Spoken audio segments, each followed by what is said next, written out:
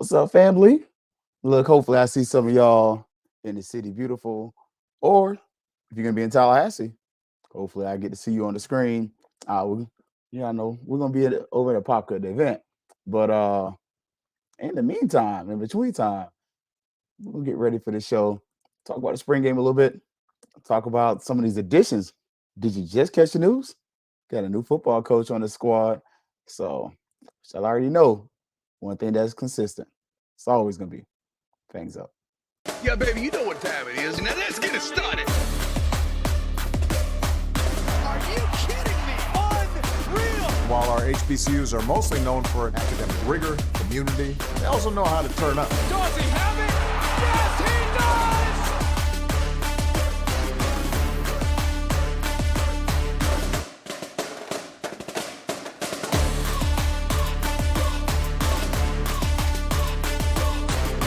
And that might be the knockout punch. All right, greetings and salutations. Hopefully, all is going well for you and yours. A little mixed bag here, as far as emotionally and all that kind of stuff. End of the day, but if you know me a little bit, I like old music, and one of my favorite groups from the past is the Dramatics. One of their songs is "What You See, What You See Is What You Get." So, what you see, is it really going to be what you get on Saturday? Give you a long answer, no. Yeah, that's as long as I can give you. Nah, what you see on Saturday is not going to be indicative of what you're probably going to see this football season, nor should it be. Like, if that's what you're hoping to see, you're going to be very disappointed. But in the meantime, between time, we're going to talk about that. But let's start off. Let me make sure I got my slides in order. Look, hit up my man, St. Clair Moraine. We did our show earlier today. But if you are going to try to catch it yourself, you got to check it out. Tomorrow on Hallelujah 95, you're going to be able to see St. Clair Moraine's round one, 6 p.m. It's on Hallelujah 95. You can download the app. But today, which show will be tomorrow, but you'll be able to see where we talked to Coach Patterson. So we talked to the softball coach today, talked about the season, some good information. I'm going to share a little bit, preview a little bit. Not going to tell all because, not going to steal my man Sean. But good times. Again, round one, Hallelujah 95, Fridays, 6 p.m. I will be trying to catch the beginning. I might miss part of it just because of other events and engagements. But go check out St. Clair. And we had some fun. We had a little bit of fun. Now, get ready. Be prepared if you want to go down that line. And what's up, little baby? What's up, Tamara T? Good to see y'all. Look, FAMU Golf is getting ready. They're teeing up, if you will. SWAC Golf Championships coming up next week. So if you ain't got your taxes done by the 15th, you might need to file that extension because whether you're ready or not, it's going to be tax day, and it's going to be day one of the Rattlers, hopefully doing their best to win the SWAC championship in golf. Again, y'all know me. I'm a super fan, so I'm here for it. Now today, cheerleading was over in Daytona participating and competing. Y'all know, again, super fan. I hadn't seen any pictures from it yet. I don't know how much they got in, though, because the weather down here was trash for part of the day. It cleared up at the end of the day, but hopefully they'll give us some pictures a little bit later. And FAMU track, look, they'll be up in Gainesville Friday and Saturday, Tom Jones Memorial Invitational. So, look, my taxes are done, and I'm upset for another year. But congratulations, Rattlers. Look, you better than me, Tamara and little baby. Look, y'all better than me. They'll be done. We'll send them off to the person right after the show. How about that? That way, if I hold myself to it, I'll make myself do it. Now, FAMU softball, look, got Jackson State Friday through Saturday, doubleheader Saturday. It's going to be up there. on the highest 7 hills in Tallahassee. So look, if you want to go check them out and then check out the spring game, it's set up that way. Of course, they're doing the breakfast with Cozy. It's $35. Softball game's free. Just telling y'all, look, I'm gonna be at a Popka. I'm gonna be hanging around with the Orlando chapter because I can almost ride my bike there, but I won't. But if I was going to Tallahassee, I would go to the softball game, then the orange and green game. Because look, I like Cozy so far. But man, $35 for some Seduxo eggs and bacon, and it's probably Jimmy Dean. Nah, baby, I'm good. Nah. I mean, if you're gonna right brand bacon me, I might. But for some Jimmy Dean, nah, man, you can't be that. It ain't gonna be that. And they probably not. They might have the sausage links, but they gonna have the sausage patties, and they ain't gonna make it like my pops make it. He get that nice caramelization on it. A little bit of a food snob, but real talk, like it was a cool conversation with Coach Patterson today, and we asked some questions. And if you notice, they're in first place this year. Last year they were not this good. I mean, they were solid, but one of the questions was asked about, what's the difference? And some of it, she was honest. She said, staff. Last year, I was doing everything. So, what's up, cuz? Y'all see Kelvin Rozier from the ONG Strike Zone. Look, I'm going to tell y'all, if you want a great, detailed breakdown of what you're supposed to see in the spring game, go back, and watch last night's episode. They had a who's who on there. They had Gerald from the Democrat, and they went really in depth, much farther than I'm going to go, just because they did such a thorough job. Like, y'all may notice there are times when I purposely don't say what they say because we're not rivals, but it doesn't need to be rehashed when you do such a great job. Those brothers killed it last night. So if you missed it, y'all know OG, hey, it's great. You going to the gym, you getting your bike ride on. Those brothers are so thorough. And go check them out, man. We'll talk about one of the battles I'm looking at, but they talked about NIL, they talked about it all. It was great. I thoroughly enjoyed it. And after we had our practice, I was like, I'm gonna miss ONG. I'm gonna miss ONG. And look, I didn't miss it. I was glad. Like I just got in the car. We had finished twirling and spinning the canes and everything. Ain't no shimmying. Not yet. But I was in the car riding back and I was in tune. So shout out to the brothers, man. They did a great job. Even though Brian was missing, and I'm gonna message Brian later, like, hey man, I know you got something going on, but I'm looking for you. Make sure you all right. So, but that's my crew. That's my FAMU and my family. So y'all get it on both sides. Y'all stuck with me.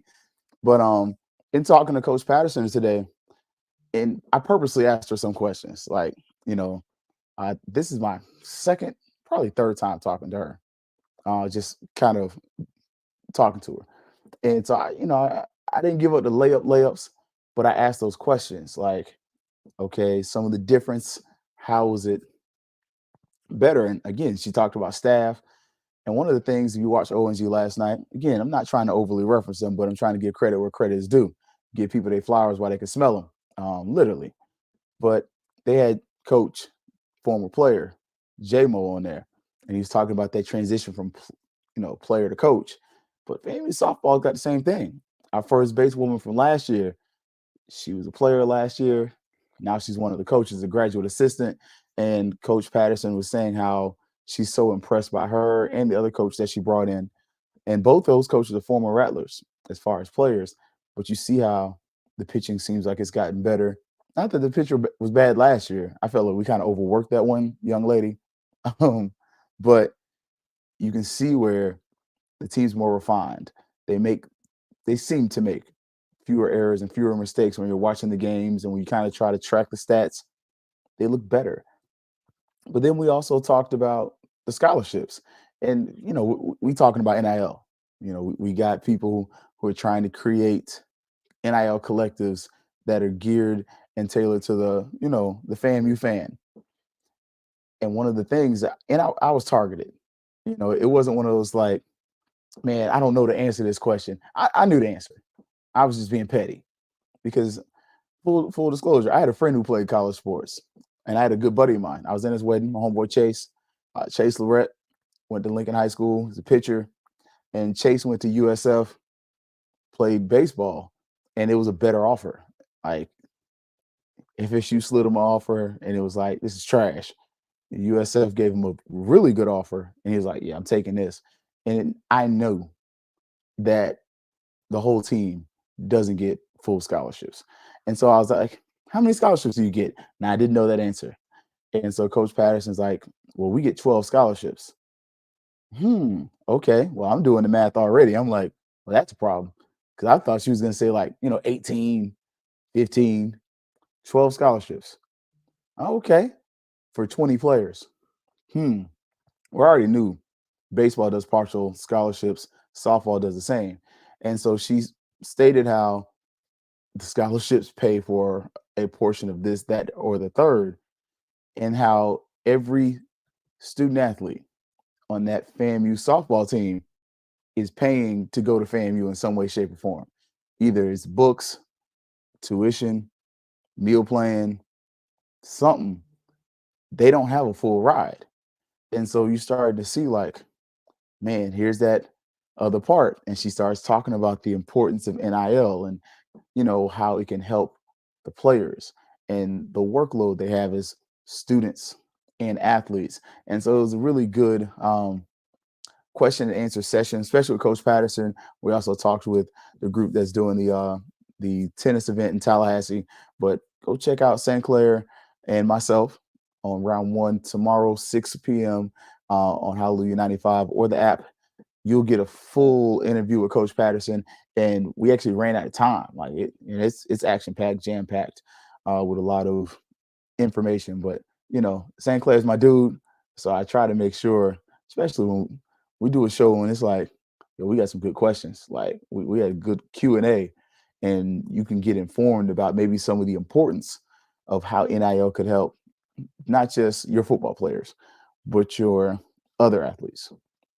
Because your football players, for the most part, not all, but quite a few have full scholarships.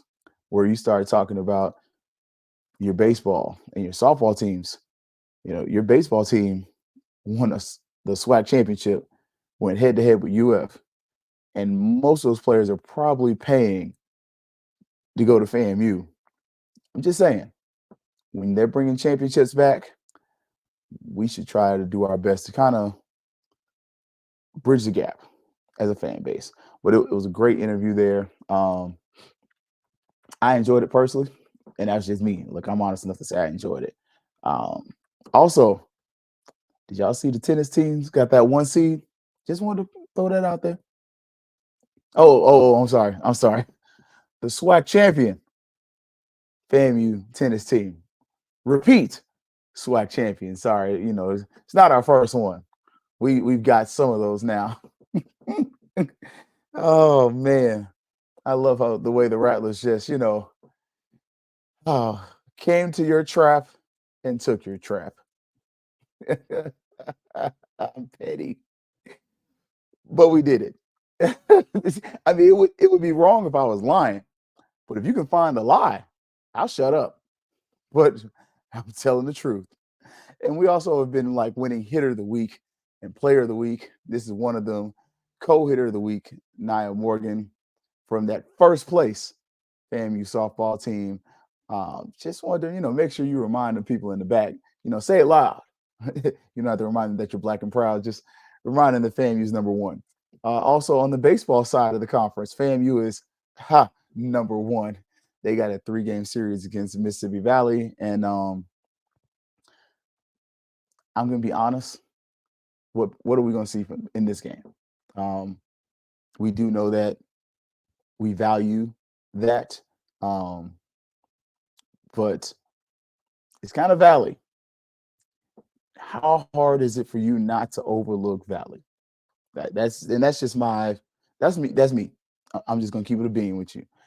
How hard is it to not go up there and be like, man, we're supposed to kick their asses? and go out there and lay an egg. Like, you got to keep that team focused, especially if they rode the bus to Itabena. It's like okay, they're on a bus, like a 9-10 hour ride. So nobody wants to take that bus ride. I'm sorry. I've driven to Itabena. Nice people, really like great people. And I'm talking about like salt of the earth people.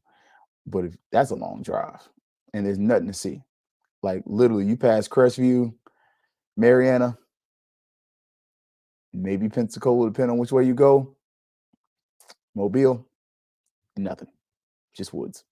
It sucks. But good luck to the first place defending SWAC champion FAMU baseball team. And look, it's not just me telling you. Look, Tamara telling you. Oh, and she was excellent last night. They killed it, man. Look, my counterpart. Look, you got two recruiting us here. Brian's trying to get us together. Let us know when it's good, because we can definitely nerd out on that. Because we love FAMU athletics, and we try to make it look good, you know. But look, most kids ain't looking for the Lambo. Look, Jordan Moore gave a great story about that, man. Like, just saying. And look, look, there we go.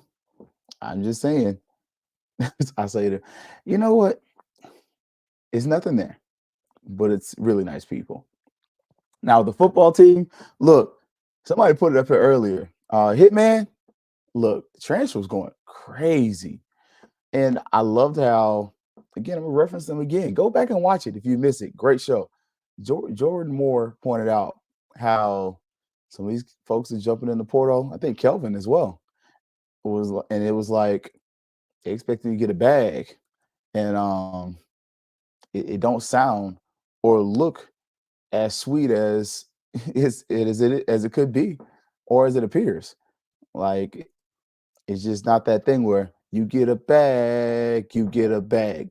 It's not that. It's like, but the other ugly side of the transfer portal, if we're gonna be honest about this, what FAMU athlete has gone into the transfer portal and has benefited from it? Zende Ray, Georgia Tech shat on him. Like, I'm just gonna keep it a bean. That dude could have produced so much for Georgia Tech than he was allowed to. So some of the reason for me, and this could be my bias, this would be my perspective. And don't get me wrong, Georgia Tech, that's another place. If you're a football fan, go. Georgia Tech is a really good atmosphere for a good game. Right? When they're playing a bunch of bums, don't go. Trash.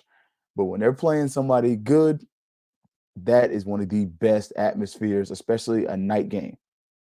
Georgia Tech, one of my favorites. I was there when Florida State lost. That was my birthday weekend. When they blocked the kick and ran to the end zone and Georgia Tech won, I was in the end zone that he scored in. Girlfriend at times like, hey, babe, we can go. And her sister's looking, I'm like, looking, less Buddy trips. We're taking an L. But really fun atmosphere. They underused Zende. Like, Kamari Stevens. He actually was like decent at Jacksonville State. Probably underutilized a bit. Like, later on in the season, seemed like he got a little more shine, but like, did they use him right?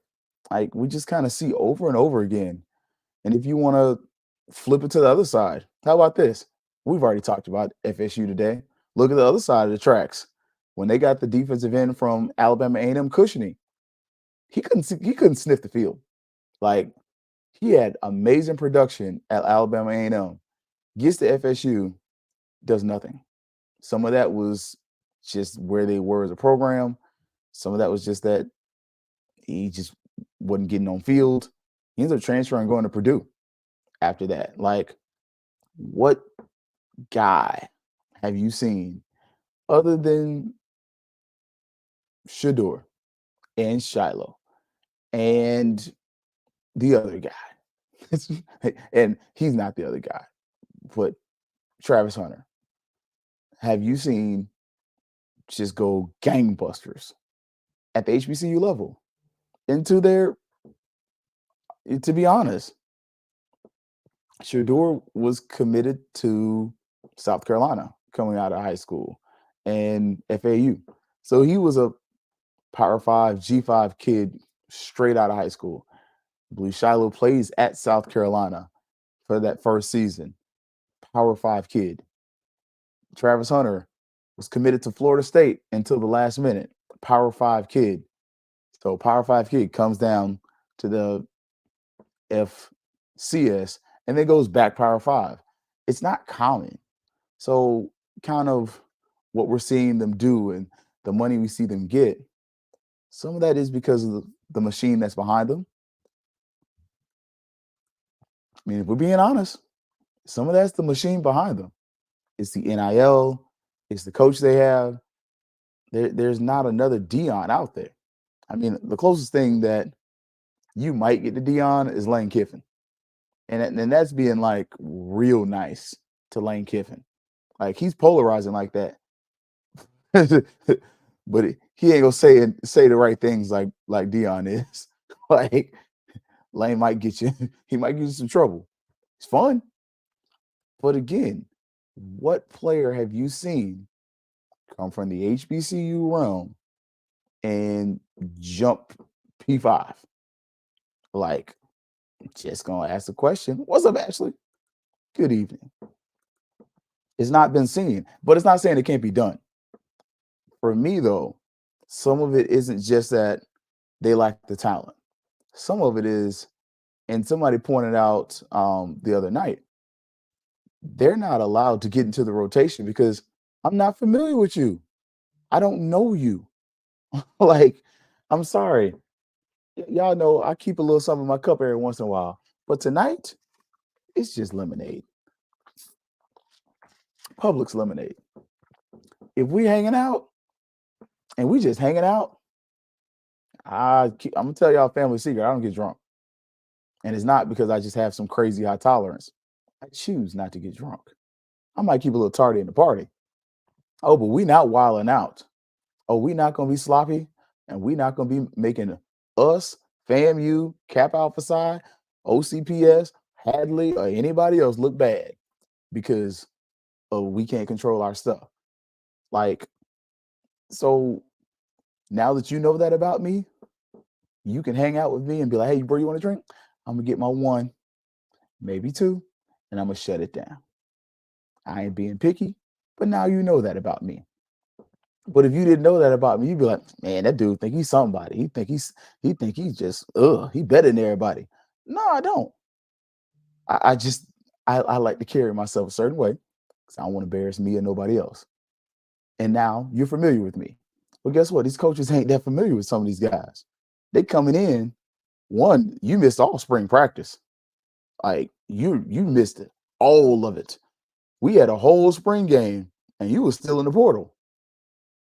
I don't know you, so now you come for summer workouts, part of the fall workouts, and all of a sudden you're supposed to start. Where at? University of Louisiana Monroe. I mean, I'm just saying. San Jose State. Oh yeah, New Mexico State. Yeah, you might get some burn there, but you're not gonna go to Michigan and Georgia and start. You might work your way into the rotation by the end of the season. You might get some good film out there against some P5 teams. But this is my thing. And I'll contend with anybody who's in the portal, and I'll ask you this rational question. NIL, it might be worth it. Real talk. If you're not getting nothing, hey, look, we said it last week. Something's better than nothing. I got water here, right here. And if this water company offer me $5 and say, hey, Keith, we'll give you an advertisement and we'll pay you $5. Hey, that's a little low. But if I ain't getting nothing, hey, man, go on and slide me that $5. That might get me at least some fries at McDonald's. I'm just saying, like, something's better than nothing.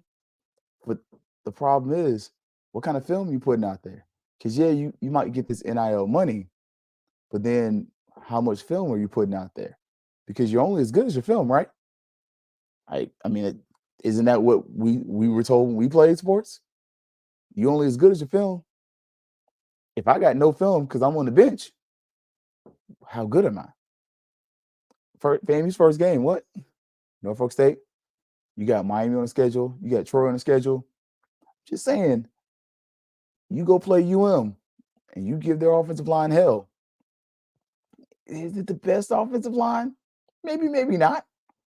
But is it showing that, oh crap, this guy isn't just dominating at the FCS level, but he dominated against this FBS guy? It's a good look. Like, I'm just saying, like, and as Ashley said, that's why I don't trust you to another school in your last season. I agree. Your junior year, I got no problem with it. I really get it. You got 2 years. You might miss that whole spring practice, but that fall, hey, you get some out there, get a little burn, get to know the coaches. Then that next spring, you're in there, you're in the nutrition program. You get a whole year in that. You think about it, you transferring and coming in the fall, really, you might start in the summer. Yeah, you get kind of the summer in that nutrition program, but you don't get no film in pads. So you're literally banking on your fall practice to crack the starting roster for a group of coaches that don't know you. It's tough.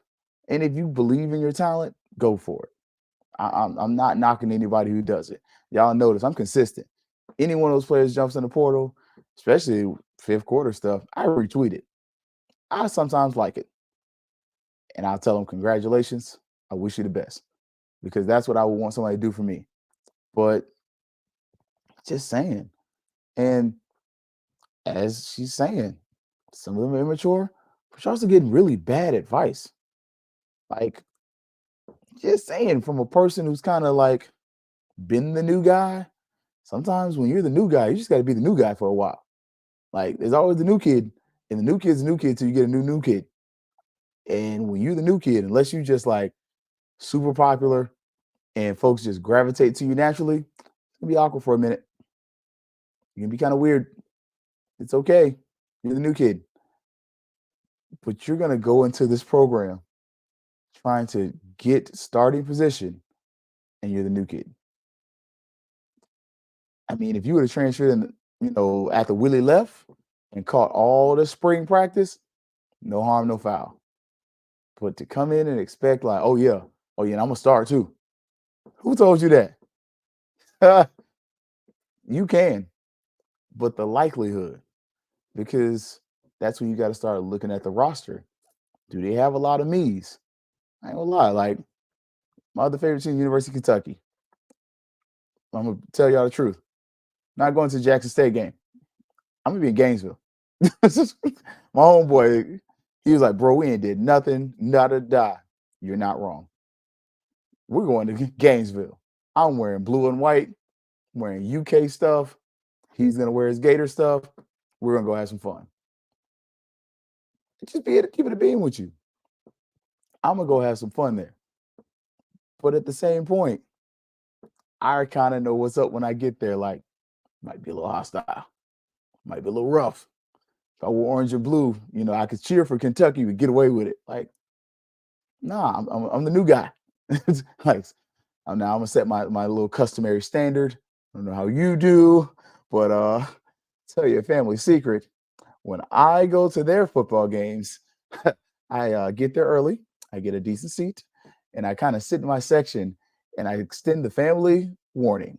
Hey guys, if you sit down all game, we can all sit down all game. And at the end of the game, our legs won't hurt. I tell you, the family secret has never worked when you go to the other people's stadiums. Just saying, don't know if anybody else has done that, but I've done it at multiple UF games and a few Florida State ones, and very few have I stood up for 4 quarters. I can't name one. I've been to FSU Clemson. Just saying, FSU Cookman was the best. We sat down the entire time. But real talk, like, you are coming in brand new here. And I want Anthony Dunn to get that. He left G5, came to FAMU, has wrecked shop. But senior year is kind of late. Like, it's just kind of late. And look, I like it, man. I was good with the portal, but then Dunn went in there, and now I'm like, for real. The second time too for some of them. Like, just saying. Look, all this going on might as well kept Gibbs. Look, I want to go to Jackson State, but I decided that's not happening. Look, I ain't gonna lie. I ain't gonna lie to you. I ain't gonna make that one. I started looking. I was like, I can get to Gainesville in about the same amount of time I could fly to Jackson and spend a whole lot less and get a different experience. Because I ain't done nothing but HBCUs for the past 3-4 years. Mix it up every once in a while. But you see Alan Smith's in there, Deco Wilson, and some of these guys got some solid film. But the other side of that, and you got to love the honesty of Colsey. He's been like, if they get in the portal, I'll welcome them back. We've seen every coach ain't like that. Like, go look at some of these other schools, and it's like, oh, you got in the portal, you gave them your spot. It's over, homeboy. Look, it was nice to see you. We helped you out. You got something, but you ain't gonna get it here. We've seen that before. Hell, it's kind of what happened a little bit with, the other guy. I ain't gonna say his name, but it kind of was like, all right, you back in the portal, bro. You good. Going on. There was other stuff behind that, but y'all know I don't speak greasy on nobody. And I don't share information that I ain't supposed to. So, but last time, hey, when Buddy got in that portal, and the second time, y'all saw Willie was like, hey, first time, cool. Second time, nah, you got that. That's you. So, and I like what JT's saying. Portal is the new norm. We have to build a culture for players to feel comfortable. We really don't know the culture has changed since changed with Simmons leaving. I agree with that. And Will's got, I still think transferring up a level in the spring is tough. Are they going to play? Are they really getting broken off? Facts. Like, real questions. But then the other part of this is we gotta bridge that gap. And those three letters, that's gonna be the talking thing until it happens. Like, until it happens and becomes something where more of our players can benefit from, until that's gonna be the difference maker for FAMU and other HBCUs, especially for FAMU. I think a school like a FAM and Jackson State are the schools who, NIL wise, really have the most to gain. Just because you're talking about size, SWAC wise, size, proximity. With Jackson State, the stadium holds 60,000. Like, it kind of is what it is. Bragg holds 19, 20 on a good day. So that's kind of a problem. Now, we did finally get some names for some coaches. Henry Burris, he's the co-offense coordinator / quarterbacks coach. Thank you. Like, I ain't gonna lie. Coach Colsey had me sweating for a minute, but somebody told me like 3 weeks ago that we had an OC, co-OC quarterback coach, and they told me who it was. And I looked at it, I was like, I like him. And they said, you're gonna like him. Burris played in the NFL, he played in the CFL, and he was a coach in the NFL. He was a tight ends coach though. But kind of like how Willie Simmons went from being a quarterback and head coach, quarterbacks coach, to the running backs coach, similar.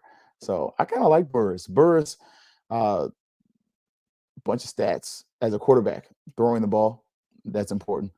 Because if you were playing quarterback at Air Force and Army, you're my quarterback coach, and it's been the last 20 years. Yeah, we're gonna some sorry behind quarterbacks. But with Burris, he's thrown for a lot of yards. 6-foot guy. So I think that's kind of going to bode well, especially for like Richardson. Richardson's like 5'9", not the tallest quarterback. Get another quarterback who can give you those tips and tricks from the perspective of being a shorter quarterback. I kind of like him though. Like, and I look, that's my biggest concern right now. Who's gonna be QB1? I can't call it. My mentee say I can't call it. I might spoil it. Um, I don't know. And Ja'Cory Jordan moved to receiver, so that was the guy I was kind of hoping would be able to morph into QB1. Um, I still got hope for my other guys, like, but I was kind of looking that way because I want to see what Junior's gonna give me. I like sometimes with him reading defense, it scares me because he's got all the tools. Like if you look at fundamental wise, play the guy with the most game experience. I don't like Richardson that much. I ain't gonna lie to you. I want him to succeed. And when I say I don't like him that much, I'm just saying when I look at the film. I think this is somewhat of what we got when we had McKay and Musa. And I think Musa right now, or it's not Musa, Muratovic is a lesser version of Musa, if I can say that. He's got the mechanics, stock. Like you watch Junior sit up there and throw a ball and throw against air. Yo, that dude throws beautiful passes. But then it's in game. When it comes to reading the defense, sometimes that's where you're like, all right, what you seeing, Junior? Like, because he has some plays you're like, oh, shoot. All right. And you have other plays. I was like, man, what the what? And Willie even said that. So I'm not saying anything that's like groundbreaking, earth shattering. Keith doesn't know how Musa and Dada Muratovic are about reading defenses. No, that's something Willie Simmons shared with us last season. Like, man, you have moments where you're like, yo, Junior could be it. And you have other moments like, what the fuck? Like, can we get more of those moments where Junior might be it? Because honestly, you go back to that Jackson State game where he came in for relief. He had moments where you were like, oh, he's got the mechanics. Now, can he get the reading of the defense down? That's gonna be the question. With Richardson, I got less of that. Like it's a lot less of the can he read defenses. It's the can he see over the line of scrimmage? How many of those balls get knocked down? Because throwing the ball deep, I got no problems with that. I think he can get there. Are they perfect spirals? Hell no. Man, the balls are wobbly as hell. But can he get it there underneath? Because he's 5'9".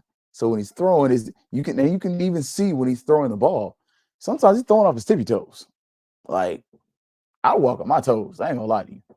And that's just an old habit from being a kid. But I play sports, I throw flat-footed because I don't have to throw over people. I was never a great quarterback passer person. I mean, I can throw a tight spiral now, but you kind of see that. And that's a flaw in the game I see as a fan. What's a flaw in a game that person who's getting paid to sit up here and watch film sees all the time? Like, are you going to start blitzing more of your linebackers? Are you going to start doing certain things to make him get rid of the ball quicker, hold people underneath, and then just have your defensive linemen put their hands up? Like, that's just one of my questions. And I love JT's question. Is the locker room gravitating one of these guys from a leadership standpoint? Good question. And to a certain point, does it matter? Because we just saw with the last quarterback, this year was Moose's locker room. But the previous, that was McKay. Rashawn McKay was quarterback one. I don't give a darn what Musa did. Musa was a starter that first year, his first year. Musa was the better quarterback as far as just like mechanics and stuff that this. But who had their pulse on that locker room? Rashawn McKay. Rashawn McKay was that guy. He was the dude that, as if you listen to the right time, Bomani Jones, look, I like podcasts. He was a dap master. Like some of y'all gonna be like, but go back and watch the videos. like go see how McKay interacts and go see how Musa interacts at first. Musa gets it.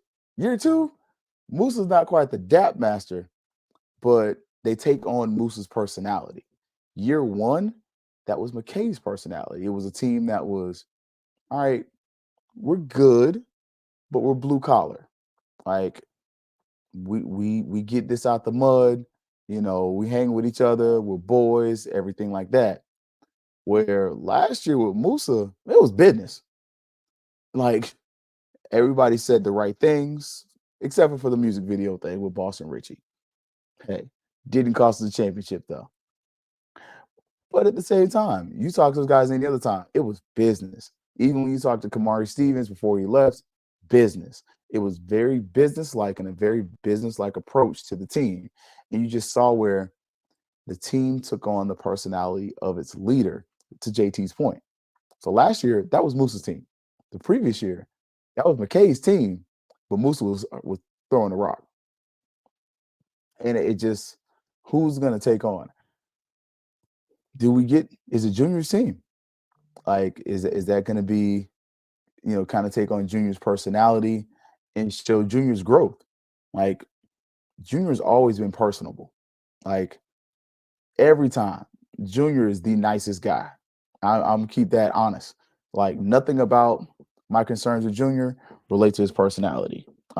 Because I'm be honest with y'all, I love Junior. As a person, I love Junior. I've seen Junior in the gym down here, down in, right down the corner. The gym I go to, he speaks. Hey, how's it going, man? Hey, man, how's it going? He is there. Personality-wise, you like Junior. You're gonna love him. He's kind of gregarious. He's cool. He still had just enough of that to kind of be like, oh, you got some swag, but enough that to be like, okay, you get it. Is it gonna take that on? And then what personality does Richardson have? Because is he coming in as the senior? I've done this, been there, done that. This business, I'm here to get somewhere and do something. Like, what do we get from him? And so to JT's point, I don't know who they're gravitating to. I would point you in the direction of Gerald Thomas from Dallas Democrat. That brother does amazing work, writes some great articles. We got another coach, though. Another coach. Andre Pope was announced today as the defensive back coach. Surprised me. I ain't gonna lie. I thought he was gonna go Pat Watkins on this. I definitely did, just because Pat was on staff last year. And I'm biased. Pat Watkins graduated Lincoln High School 02. I'm Lincoln High School 03. So, I thought, and I was like, a little slow on this. But like Pope's got a nice resume. And I think that's where he beats my boy out. Does Pat have the NFL experience? Absolutely.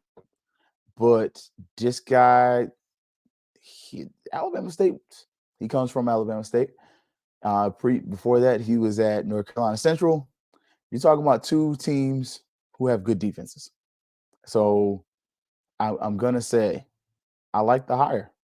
And I like the part. Look, he got that, got the Bobby Brown part right there. Ain't the Gumby cut. But y'all know what when Bobby cut the hair low, he had the part right there. Everybody did. I had the part for a minute. I can't keep it though, man, because you gotta get a haircut like every week to maintain that boy. You gotta brush it just right.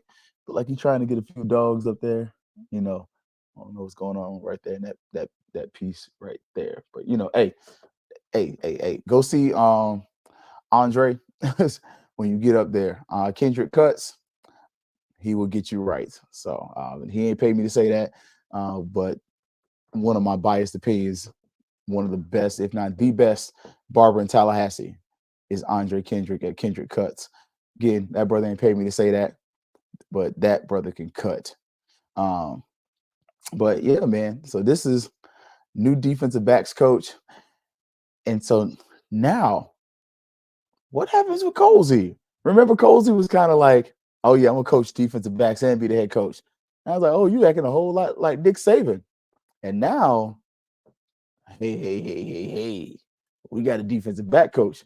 So you fully the, CEO coach now. Like that's my honest question. Because remember, he kind of, mentioned he was going to coach both, but I kind of like that he's relinquishing that responsibility. Your first time as the head coach at FAMU, not first time as the head coach, but first time as the head coach at FAMU, and you're relinquishing those duties so that you can focus on being the head coach. Love it. Love it. And we even see where this is a model that works because it seems like, just from my perspective, one of the questions that was asked by me in particular was, when you're hired, what's going to happen with the recruiting coordinator, this. And he said that, like, hey, we're going to, share the responsibilities. Okay, cool. So it seems like you're working with a similar budget, but you are sharing the responsibilities. But I'm looking for you as the head coach to have a continued, real, strong presence on that. And you got some extra graduate assistants. Jordan Moore is going to be graduate assistants. You do have a guy that's like recruiting coordinator / coach, but now you the head coach, you the CEO. Now I'm looking for you to come in there and, not wear the hats like Willie was, because Willie was offensive coordinator pretty much. He was quarterback coach. He was the head coach. That's a lot. Whereas now, okay, I'm the head coach, I'm the CEO, but I keep my hands on the pulse of this recruiting situation because I'm only as good as the boys on my roster. And so I'm liking that. I love that he did kind of relinquish that, give that up. And look, you kind of saw, J Mo was telling y'all, hey man, we got some recruits I'm kind of proud of. And one of them, man, local kid. I'm gonna say local because it's close enough. We stole this one. Mississippi Valley State lost a linebacker, and fam, you gained one. Look, Jaren Fox. So lot of stats, and this is from his social media page. I didn't steal it. I didn't take it. I just showed you what he got. Transfer from Valley, a lot of tackles, but my only question with that, how much of those are because Valley's Valley, like, football wise, they're not that great. Defense on the field, a good amount. How much of those stats are just because you're really freaking good, and how much are because you're really freaking on the field? Like, just saying, you know. And I agree with Ashley. I think he's still gonna be coaching. Like, it's gonna be hard for him to let that narcotic go. You're not just going, oh yeah, I don't coach DBs no more. Nah. He's gonna be out there. I think our secondary is gonna be solid. I'm not even worried about it. We got another commitment though. Did y'all see that tight end from Pittsburgh? Look, FAMU's got what, 4 tight ends deep right now? Somebody might get in the portal. Somebody might move the tackle. Somebody might move the defensive end. I really feel like one of those guys who brought in is gonna move the defensive end, depending on what this roster looks like. But I like this, and from what I'm seeing, I think we're gonna see that tight end get used a little bit more. Because when you looked at that SWAC championship and the Celebration Bowl, tight ends by that time were fully integrated in offense. And I know I spent a whole good 2 years stumping, hey, Willie, tight end, Willie, tight end. I was stumping that thing because I'm like, this is open. Why aren't we using it more? And when we did, oh boy, look, I'm just saying. So we got another tight end into the fold, Carter Johnson. I'm excited. I'm not even gonna hold you. I'm excited. Like, and we did slide some offers in there. Now I'm gonna give you one. I'm gonna tease you a little bit, and then we're gonna drop the rest so that y'all can have them for your consumption. But Carlos Allen, defensive lineman from Kennesaw State, he's got a former athletic director at Kennesaw State, but let's see, Carlos Allen. Don't know if he's related to me on my mom's side or not, but I'm gonna claim him. Just saying. You family today. So we're gonna see. And again, it's a continued focus. Defensive line. Jordan Moore said it. Like the defensive line is gonna be a focus. We're losing a lot, and the way he said things, he anticipates those players leaving. Now I do like how you know the rebuttal was like about half the players probably coming back from cousin Kelvin. Like there was a rebuttal, and I'm not far off. Again, if you want that full in-depth what to get from the spring game, catch the guys ONG from last night, but quarterback in particular.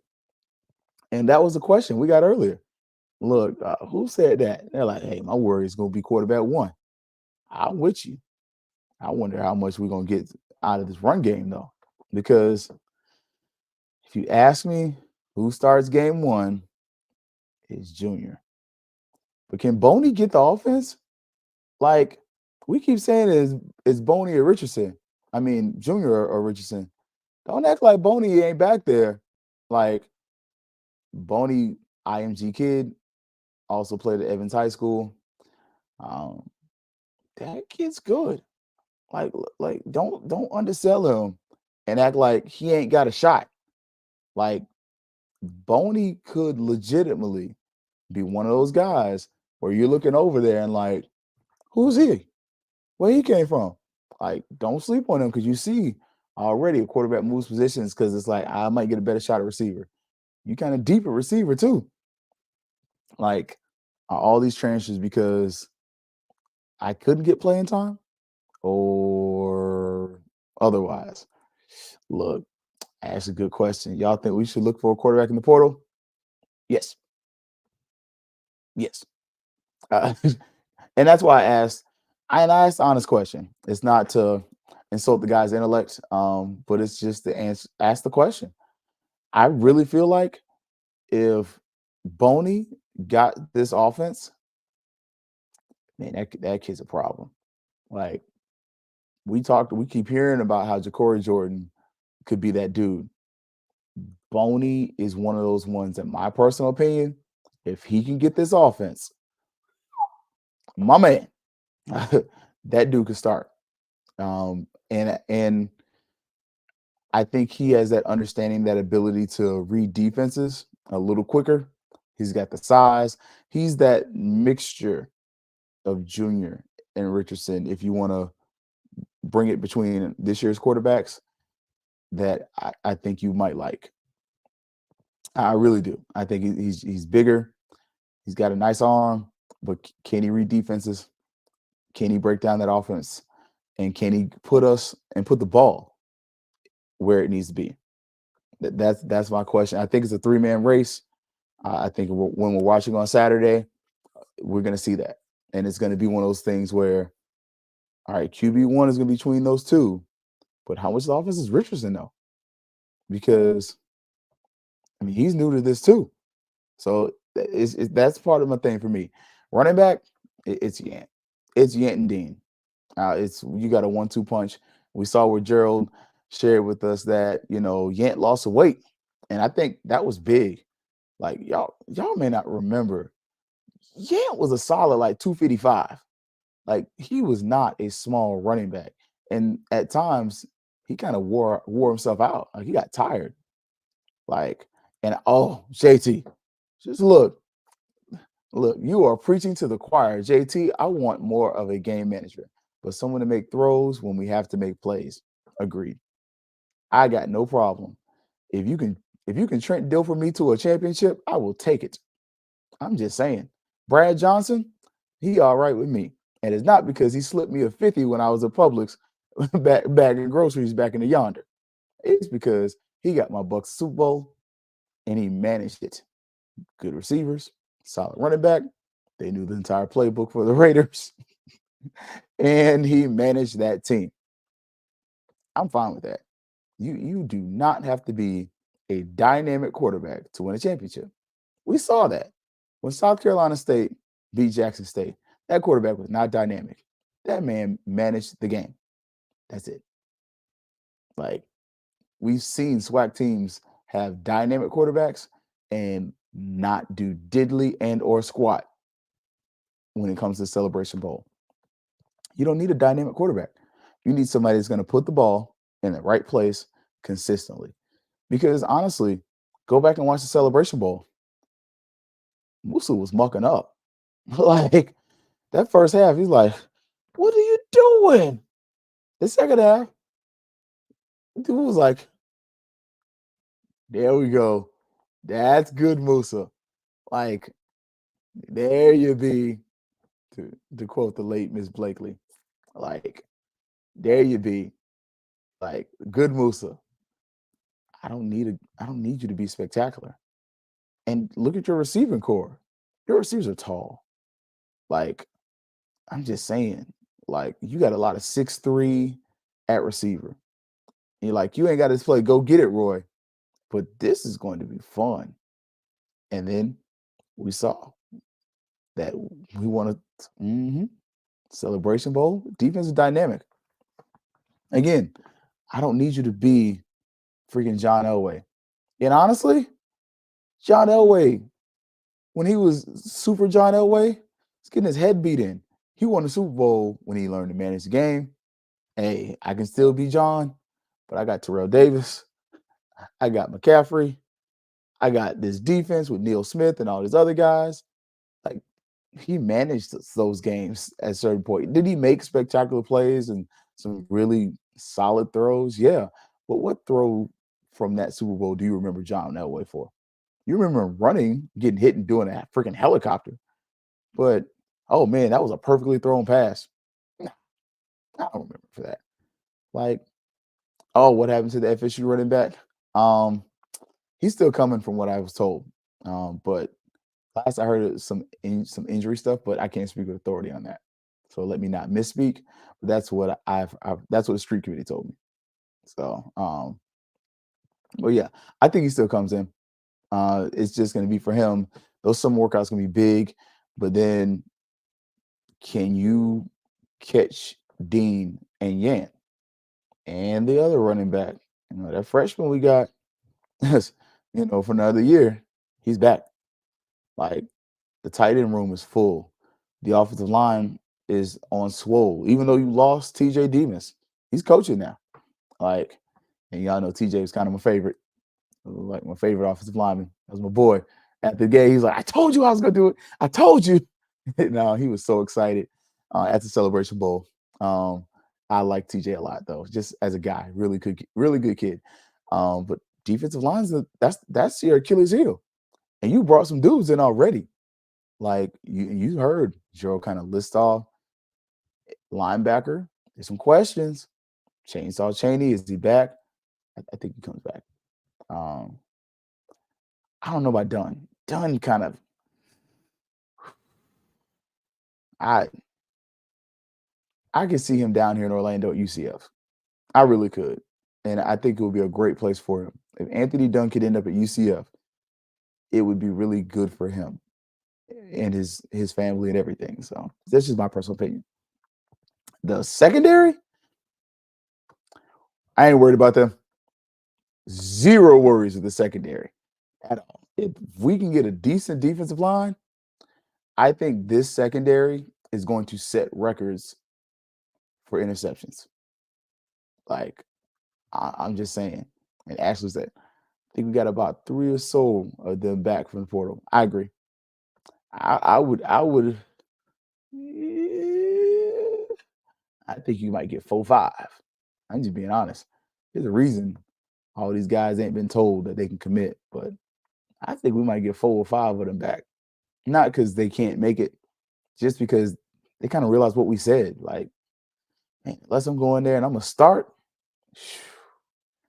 Do I think Cardale is gone? He might be. He might be. I hope not, because man, that's a massive human being. But I wouldn't be surprised, especially because he's offensive line. If he can slip to like, and let me make sure I got his position right, because I want to say I see he was a guard, but let me make sure he's not a tackle. If he's a tackle, that brother's gone. Yeah, he's off the roster. It's 404 on his thing. Let's see. LSU still got it 404. Or they actually still hold it there. Gotcha. He was just as offensive line, 6'3", 350. How long is his arms? If he's a tackle, he's gone. Yeah. If he's a tackle, that brother might go back Power 5. But 6'3", I think he's like a guard center guy. I still think he probably is gone. But if he's a tackle, he got long arms, dude is done. Like, I'm just saying. Just joining secondary, can't do nothing without exactly. Anybody trying to go G5 after spring practice is wasting their time. Yeah, I agree with you, EA. I think unless you're just that dude, they're dudes, but unless you're just that dude, I think you might be setting yourself up for failure. That's just my personal opinion. And it's just when you look at the trajectory of what has happened to our players who have gone from HBCU to Power 5, it hasn't been favorable for them. It hasn't been good. Just saying. Kickers, the punter, I'm never worried about Willoyd. Now the kicker, I don't know. And I'll keep it there. I don't know about the kicker. The punter, though, oh man, Willoyd, I got this many words about him. Like, none at all. Like, none at all. Now, if y'all are getting ready, though, make sure y'all know the Investing Champions packages. You got those open, got those available. Hey, D Sykes, you gonna sell some more rings? I know somebody want to buy 2 of them. Tomorrow starts it all. Ring reception for the SWAC championship. So they get the SWAC championship rings tomorrow. Grand Ballroom, 7 o'clock. Take pictures, family. Please take pictures, post them on social media. Coffee with Cozy is going to be 9:30 in the morning at the rec center. And then spring games at Bragg. Don't forget, though, ladies are playing softball. Softball's free. I ain't say that out loud, though. What? How much? I can pay $35 for continental breakfast. I can go to the Cracker Barrel, spend about 12, and go to the spring game and the volleyball game. Just saying. Chapter Appreciation Day. This is where I will be. I have volunteered. The Orlando Alumni Association is having Chapter Appreciation Day at Magnolia Park in Apopka, Florida. Free food, free drinks, free entry, music, games. Somebody bring some cards so we can get some spades going. That's all I ask. Who playing spades? And if you will, for the confused people in the room, please get a pen and write BIG and LIL on the big and little joker. Just saying. I'm asking for a friend. Again, spring game Saturday, $15. I'm just saying, Then South Dade Rattlers, they got April 24th. They're going to have Coach Cozy down there giving you the game plan, telling you what's going on. Scholarships, you got 4 days to get your stuff together. If you don't get that application in, look, you SOL. If you have questions, check out the FL region of the FAMU National Alumni Association, and we got you. And look, what we got, EA? In all honesty, look at the film. He was hurt most of the season and was not effective with pulling. Far be it for me to besmirch the name of Rattler. The Polk County chapter, they also got their Alumni Association scholarship also due on the 15th. And the One FAMU Stronger Together in the Bay, May the 30th through June the 2nd. Check the prices on the website. I ain't gonna lie, my line brothers, we scheduled something and we have a picnic that day. So sorry, bro. I was planning on going, but we doing something at the line. So, but look, man, we'll go over the rest of these guys that were offered, talk about the spring game, what we did like, what we didn't like.